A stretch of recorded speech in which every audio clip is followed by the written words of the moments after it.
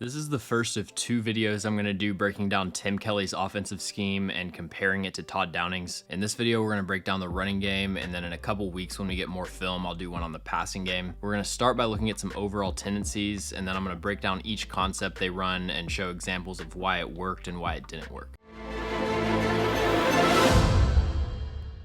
So looking at the tendencies by year, this is from Sports Info Solutions. They're up to 66% shotgun, which still ranks 23rd in the NFL, but it's a lot higher than they've been over the past few years. And then after ranking in the top 10 in zone usage each of the last 5 years, they're down to 24th in the NFL in zone usage rate, and 43% of their runs so far have been gap. And then looking at their usage rate for each run concept, last year they were 42% outside zone, and their main changeup was duo, which they ran at 19%. It was really the same running scheme they implemented when LaFleur came over as OC, and then they kept that up with Arthur Smith. But the difference between the 2019 Titans running game and what they had last year is the offensive line. Back in the day when they had Taylor Lewan, prime Roger Saffold, Ben Jones, Nate Davis, and Jack Conklin, they could pretty much just line up and run whatever they wanted. So they'd have entire drives. Like, go back and watch some of the Jags games where they would just run the same play over and over again, but 4 out of 5 offensive linemen are decisively winning their blocks, so they're averaging like 10 yards a carry. When you downgrade every single spot on the offensive line, you've got to supplement that with some window dressing and diversity within your scheme. And under Tim Kelly, you can see the split's a lot more balanced. This year they have 6 run concepts that they major in, so linebackers aren't able to sit there pre-snap and know that you're only running one of 2 things. And I don't actually expect outside zone to continue to be their primary run concept. If we split it by week, you can see in week 1 they were 60% outside zone, and then weeks 2 through 4 they only ran it 14% of the time. A lot of it depends on what kind of fronts defenses use. If you're putting 5 or 6 guys on the line of scrimmage, that's not a great look to run outside zone into. I do wonder how much of it has to do with Peter Skoronski being available. He's a really good zone blocker. And then a lot of it also depends on game flow. You're not really going to run outside zone out of shotgun because that's a difficult angle for the running back to read. But the point is, they're doing a lot better job mixing things up. They don't have the kind of personnel where they can just line up and run the things that they like. And a big part of my evaluation of Tim Kelly is going to be his ability to identify what works and what doesn't. So there's 6 major run concepts the Titans use. I picked out a few examples of each, and we're going to talk about why they were successful and why they weren't. We're going to start out with duo, which is power without the puller. You've got 2 double teams on both of the defensive tackles. Good job here by the 4 offensive linemen on the front side. They don't get a ton of displacement, but they cover everyone up, don't allow any backfield penetration. Derrick Henry's reading the play side linebacker, so he sees Anthony Walker flash into this A gap. He knows he's going to bend it outside. Zadarius Smith slants inside. Wesco does a good job washing him down the line of scrimmage. Chig stays attached just long enough on the outside to give Derrick Henry some space, and then you've got Henry one-on-one with a defensive back. So many of Derrick Henry's best stiff arms over the years have come on duo, where you get them one-on-one with a DB. So this is a good run. They get 9 yards on 1st and 10. Another successful duo run here. This time the double teams get a lot of displacement, especially this one on the front side with Hubbard and Brunskill. Again, Derrick Henry's reading the play side linebacker. 44 kind of covers up this C gap off of the tackle. So Derrick Henry cuts it back through the A gap, and then great job by NWI here of blocking this DB. Looking at some unsuccessful duo runs, right here they're in pistol. They send D-hop in orbit motion, which they've been using a lot this year. I chart this variation as duo wrap because you've got NWI wrapping around the formation and basically being a lead blocker. The front side double team gets good displacement with Brunskill and Hubbard, and then Hubbard does a good job coming off that block and taking on Jermaine Pratt. Aaron Brewer does about as good of a job as you can expect against DJ Reader, but Andre Dillard's going to get into a pass set, which gives Trey Hendrickson a wide open path to make the tackle for loss. This is one of many examples of how it doesn't really matter what the call is. If the players don't execute, it's not going to be successful. The point of this video and what I'm trying to do is inform people of what concepts the Titans run. It's not about saying like one concept is better than the other one. There are certain things that work better against different looks, obviously, but if you've got guys whiffing blocks all over the place, you're not going to have much success. All right, moving on to inside zone, which looks very similar to duo. As someone who charts out these run concepts, there's a lot of times it's really hard to distinguish between the two. If you're interested in this, Jeff Schwartz put up a really useful diagram on Twitter a few years ago that I still have saved. But with duo and inside zone, you're still getting the 2 double teams. But on this play, it's 1st and 10. The Bengals come out in what I call a jet front, where you've got 2-3 techniques and the A gaps are uncovered. This is about as favorable of a look to run inside zone into. Brunskill's able to come off the double team and block Jermaine Pratt. Aaron Brewer does a good job sealing off the weak side linebacker. Another great block downfield by NWI. I know a lot of people are tired of hearing about his run blocking, but do you want 10-yard gains or 2-yard losses? And then this 3 technique on the front side, he's trying to 2-gap Chris Hubbard. It doesn't look that pretty, but Hubbard does a good job being active with his hands here and preventing him from shedding that block. And then Wesco's able able to seal off the backside defensive end, and the Titans get 16 yards. Looking at why inside zone hasn't worked, I broke down this first play in my last video, but you've got Trayvon Wesco with a wide split here. Myles Garrett lines up over the C gap at the last second. Obviously, Wesco can't slide over in time, and it's a 3-yard loss. On this play, I'm not entirely sure who you would put this on. It's either Chris Moore or Trayvon Wesco. It just depends if they had man or zone blocking rules. But initially, you've got the safety Nick Scott lined up to the outside of the tight end, and at the last second, he's going to slant in through the C gap. Wesco either needs to disengage from the backside defensive end and pick up this blitzing safety, or Chris Moore needs to slide over and block him. But you get free runners in the backfield, especially against Derrick Henry. It's going to be a lot of negative plays. You're seeing a pretty consistent theme here, though. The combo blocks with Chris Hubbard and Daniel Brunskill have been really successful. And then Radens is one-on-one with DJ Reader. He isn't able to get any displacement, and the defense closes in. And then last example here, the Bengals are slanting their defense to the left. Chris Hubbard and Colton Dowd don't stay engaged with their backside hand, so when Henry breaks it outside, they're able to shed the blocks and bring them down. Next run concept we're going to look at is power. The base version of this concept is pulling the guard and the tight end. This is a good example from week 1. They get 8 yards on 1st and 10. Brunskill pulls, good job adjusting his angle on the fly, washing the defensive end down the line of scrimmage. Chigakonkwo gets a nice kick out block here on the linebacker Pete Werner. Andre Dillard's able to get downfield and seal off Demario Davis, and then really effective down blocks from Peter Skoronski and Aaron Brewer to seal off the play side shoulder. Another example from week 1, great job here by Peter Skoronski of getting his outside hand underneath the play side armpit of the linebacker, and then he just drives him downfield away from the run. This play's blocked pretty well overall, but the thing with power and counter runs, and the reason that Derrick Henry hasn't traditionally been as effective with them, is that unless you're getting a ton of displacement from the down blocks and double teams, you're going to be running in really tight quarters, and Spears is just a lot lighter on his feet to maneuver through traffic that way. This is a good kick out block from Chigakonkwo, but you can see it kind of causes Derrick Henry to stumble and lose his footing. Looking at why it didn't work, right here Chris Hubbard loses the edge on this 4-eye. Dylan Radens is coming across for the kick out, but you can see his pad level is just so much higher than the defender. He bounces off that easily. Brunskill's getting moved backwards, and Dillard and Wesco aren't able to handle this backside defensive end. On this play against Cleveland, you get kind of a chain reaction that all starts from Radens getting moved off his spot. When you're pulling offensive linemen, you're trying to create new gaps that the linebackers have to fit, but the nose tackle gets displacement on Dylan Radens. That slows down Daniel Brunskill pulling across the formation, and then Tyjae Spears is just running into unblocked defenders. And then last play here, this one goes for 2 yards because, again, Andre Dillard can't handle the backside defensive end. Tuli Tuipulotu goes essentially unblocked into the backfield and brings down Derrick Henry. Counter, I would say, is probably the Titans' most interesting concept based on how they run it. Traditionally, counters pulling the guard and the tight end from the backside. One of the weaknesses of any pulling run scheme, though, is that you're inviting backfield penetration through that uncovered gap. So the Titans run a lot of what's called counter solid, which is where you're pulling 2 tight ends from the backside, and then you basically got duo blocks with your offensive line. 80% of the Titans' counter runs this year have been counter solid. Right here, the Titans get 16 yards on 3rd and 4 to end the game. Really, this is just Derrick Henry and some bad fits from the Bengals linebackers, but Chigakonkwo and Kevin Rader do a great job here of pinning down this defensive end and clearing a lane for Derrick Henry, and then he's able to outrun Logan Wilson and ice the game. They're also using a lot of split backfield looks where they'll have a running back on one side and then the tight end opposite. This way, Kevin Rader's able to secure this kick out block without having to pull from across the formation. Radens does an okay job, I guess. He's kind of getting handled here, but he does enough to keep him out of the play. Same sort of deal with Aaron Brewer. He has so many plays like this on tape where he isn't able to get a lot of initial push, but he has good enough technique and hand placement, and he stays attached to blocks. So when that nose tackle tries to disengage and slide over into his gap, he stays attached and drives him into the ground, and good contact balance by Derrick Henry to shake off that tackle attempt. And then one more good example from week 1, they've been using this wrap motion pretty often where they have the wrap blocker get a running start. Good job by Wesco here again of attaching to the play side shoulder and driving him out of the gap. Dillard and Skoronski have a double team on this 3 technique, but he's slanting inside to the B gap, and this is great reaction time by Skoronski to just take him where he's trying to go. Chigakonkwo gets a pancake on Pete Werner, and then you got this double team on the backside with Brewer and Brunskill. They get a couple steps of displacement, and then the linebacker tries to slide over the top. Good job by Brewer here to disengage, throw up the left hand, dangerously close to holding, but he doesn't grab the jersey, so I'll let it slide. And then looking at why it didn't work, on this play, DJ Reader's able to split the double team between Dillard and Radens. Josh Wiley gets stalemated on the kickout block, and the gap just isn't wide enough to run through. If you're enjoying the video, make sure to subscribe and leave a like, and also follow us on all of our social medias. The links to those are in the description. All right, moving on to outside zone. This first one, they're going to do jet motion away from the play. That causes the linebackers to slide one gap over, and then the DB gets taken out of the run fit because he has a man coverage assignment. The Saints play side defensive end doesn't set the edge at all. He slants into the B gap, and then the D tackle is trying to work over to the right. They get tripped up, and the Saints just had no chance of defending this one. Right here, they're running outside zone lead with an over motion from Chig Okonkwo. Wesco and Okonkwo kick out Khalil Mack. Dillard climbs downfield to block Kenneth Murray. Great reach block from Dylan Radins on the 3-tech. Aaron Brewer reaches the nose tackle, and the Titans get 23 yards. This applies really to every run concept, but I think especially with outside zone, you have to win one-on-ones. With power and counter, moving those gaps can sometimes cause enough confusion with the linebackers to where they'll misfit and you can get a big play. But with outside zone, the results are a lot more directly correlated to whether or not people won their blocks. Right here, Andre Dillard takes a really wide first step. Trey Hendrickson basically just stays put, runs unblocked through the B gap. By the time Tyjae Spears gets the ball, he's already got a defender in his face, and the rest of the blocking downfield was pretty good, but one blown block can just ruin it. On this play, Aaron Brewer has a really difficult reach block on this 2-eye. You'd like Daniel Brunskill to give him some help here and kind of stiff arm him to slow him down, but Aaron Brewer's all on his own. Derrick Henry has to cut back right into Kenneth Murray. This is a play that even though it went for 0 yards, it makes me think the Titans are going to run a lot more outside zone with Skoronski in there. If you're running outside zone at a 3 technique, the guard's going to have a one-on-one reach block, and Radins has shown consistently that he can't pull that off, but this is a dominant block from Peter Skoronski. But what makes this play unsuccessful is that you've got Hubbard trying to climb to Demario Davis, who's shaded inside. This is a really difficult block to secure. I don't blame him too much for it, but Derrick Henry's reading the 3 technique. He has some outside leverage at first, so that gives him the read to cut it back, and he ends up cutting it back into an unblocked defender. And then right here, they're running split zone where they leave the backside defensive end unblocked, and then they have Chig Okonkwo coming across on a sift block to kick him out. Again, you get a dominant reach block from Peter Skoronski, but Brunskill isn't the best zone blocker. He isn't able to secure this reach block, and it ends up going for 1 yard. Final concept to discuss is the toss play. This is very much a hot button issue, it seems like. The reality with crack toss is that it's a boom bust run concept. You can get explosive plays off of it, but if it isn't blocked well, it's really easy to get 2 and 3 yard losses. And crack toss is probably the concept around the NFL that's seen the biggest increase in usage rate this year. You got the receivers on the outside on crack blocks where they're trying to wash these outside defenders away from the play, and then you're pulling the offensive tackle from the front side as a lead blocker. Andre Dillard, despite all of his flaws, the one thing he is good at is running in a straight line, so I actually don't hate running crack toss to the left. He's able to work downfield and block Asante Samuel. I probably like this concept more with Tyjae Spears because you are going to have unblocked defenders early in the play that you got to avoid, and he's a lot more shifty. Another one here from week 4, it's actually blocked up pretty well the way that it's designed. You got the defensive tackle slanting inside. Aaron Brewer does a good job reacting to that. Dylan Radins climbs downfield and reaches Jermaine Pratt, but Tyjae Spears fumbles the toss and then makes an incredible freestyle play to get 22 yards off of this. Also got to shout out the effort from Ryan Tannehill blocking downfield. I also like this variation they ran a few times in week 4, which is basically like an A-gap toss. You get Wesco and Kevin Rader blocking to the backside. Hubbard, Brunskill, and Brewer clear out the defensive line and open up the A-gap, and then good job by Andre Dillard of sliding his feet and preventing this backside cutoff. They've also started running it a lot more out of shotgun, which I also like because it gives the running back a couple steps of advantage to reach their aiming point. Right here, you get a great overtake combo from Dillard and Radins. Dillard passes him off and then climbs to the linebacker, and Radins is able to reach the 3 technique downfield. You got Wesco and Josh Wiley double teaming Trey Hendrickson, and then another example of what I was talking about with Aaron Brewer, where you can kind of tell it's like all he can handle to stay attached to this block, but he keeps his hands inside, drives him into the ground at the last second. And I really like this path for Derrick Henry a lot better. It's just a couple lateral steps, and then he plants his foot and accelerates upfield. Instead of him moving laterally for like 5 steps and he doesn't gain any vertical ground, this is just a lot better for how he accelerates. Looking at why the toss play hasn't worked, right here JOK is able to get outside leverage on Chig Okonkwo. He's a little bit late sliding over to pick him up, and the play goes for -3 yards. Another 3-yard loss right here. They're using the variation that I liked of basically a mid-zone toss, but Daniel Brunskill leads with his head into contact. The 3 technique's able to swim over the top, and on the backside you've got the same issue we've seen multiple times where the C-gap is wide open for backfield penetration. So those are the core concepts for the Titans run game under Tim Kelly. I'll be updating and kind of referencing back to this through the season. If something major changes, I might make another video on that. The only plays I didn't really discuss for this video are like dive plays on 3rd and short or at the goal line. They've run read option a few times, which is usually going to be inside zone blocking, but they did run a power read in week 4. And then when Burks is in the lineup, they like to get him a couple jet sweeps. He's fast and powerful, so he'll fall forward, and overall it's an efficient play, I would say, but he hasn't been really effective breaking tackles, which is something he was good at in college, so we'll see how that develops. Thanks for watching. If you enjoy the video, make sure to like and subscribe. Also let me know in the comments any NFL players or teams that you'd like me to cover.